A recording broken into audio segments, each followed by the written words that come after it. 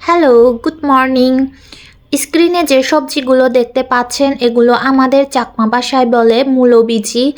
আর এগুলো আমাদের চাকমারা কিভাবে রান্না করে খায় সেটাই আজকে আমি আপনাদের সাথে শেয়ার করব। সিদ্ধ করে মরিচ ভর্তা দিয়েও খাওয়া যায়, বাট আজকে আমি রান্না করে দেখাবো। প্রথমে দিয়ে দিচ্ছি শীতলের পানি বা নাপ্পি পানি, পরিমাণ মতো দিয়ে দিলাম। এখানে দিয়ে দেব পরিমাণ মতো লবণ আর হলুদের গুঁড়া। তারপরে দিয়ে দেব কাঁচামরিচ বাটা।